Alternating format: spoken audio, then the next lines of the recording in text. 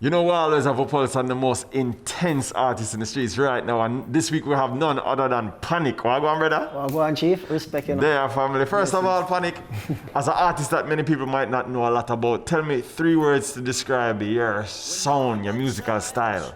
I would say versatile, I'd say international, I'd say roots. My musical journey started out with Nemesis, Nemesis Disco. Yeah. One time we used to play up and down, me and my brethren them, so shout out all Nemesis family and thing. That's where we started out and love the music from, and then migrated to New York. I helped to co-found one of the hottest dancehall label at the time, John Chop Records. Yeah, you know what I mean? big label. Big label. And we around the place them time. So at the time, me and my brethren doing, we'd run it, and as we say, my job at the time was for getting the artists, because back in them time, they're rhythm driven. Yeah. We put out the rhythm, them 10, 12 artists on a rhythm, and we put it out and thing, and that was going good. And I ended up meeting a band called Rebel Emergency. They're out of Canada. Mm-hmm. And we did a couple of songs together, and we found a niche. She used to love me not again, just get to find out that she want another boyfriend. And she used to love me not no more, just get to find out the brand new score. She used to want me home like every night, but I was out like every night. There's a market for that music, because I still think to feel like I'm the innovator, the creator of that rock, reggae fusion music. When we do it back then, nobody else never do it. And most people who know Walk On By, the video for Walk On By, can go back and check it out and say, yo, when we do that, a lot of people never do it. No, it's a big thing. Commonplace now. Yeah, so we was the people who would do that at the time, and that was a good thing, that a lot of majors reaching out to us and trying to do it. But then, part of the past catch up with you, because you don't know them indict the whole John Shop as a movement. The US federal government indict with on a marijuana charge. And we go do some time, and that's why there, marijuana legal today, and everybody make a bag of money off a weed, but my journey get cut short at the time. How does it make even you feel as somebody who's actually, It's something personal, but at the same time, that's why I sit down with you as a fam, because when I was there, my mindset wasn't to come out and pout and feel sorry for myself, and that's not my mindset.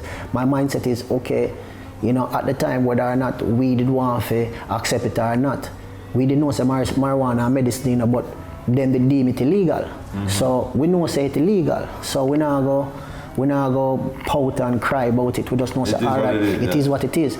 Is it unfair? Of course. The whole world know it's unfair. Everybody will watch this knows it's unfair. What was the biggest lesson you took coming out of that time?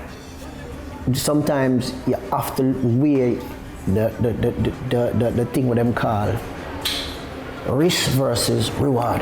Yeah. Because you have to look on the risk or something and the reward. And it's all right, we just move past that now and know say, yo, that journey that we walk it and we do it.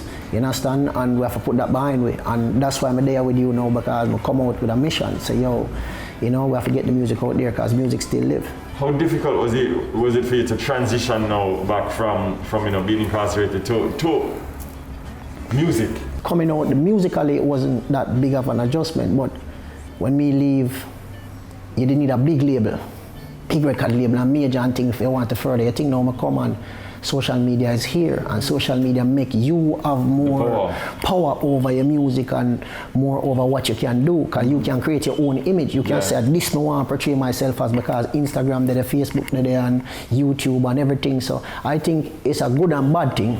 Talk to me about this single right now. Yeah. What are you promoting right now? Okay, so promoting Oh Girl, and it's a love song off the album, because I just released an album.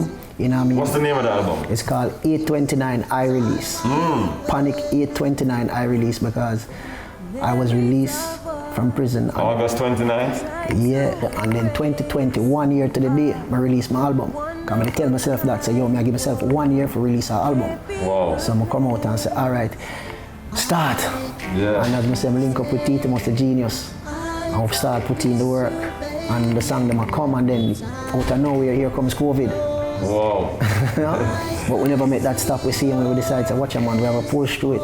So with COVID and all of that, we still release the album, and I'm telling you, man, I think I'm so proud of the work. I'm so proud of this album. I want everybody to go out and stream it on every major platform, that's gonna stream the album right now. Panic 829 I Release. You have the album out now, you have the visuals. What's next? I'm working on a song called Chase Your Dreams, Okay. Man, it's an amazing song, and That's all I'm gonna leave it at. So would you say that most of your content is positive? 99% of the content.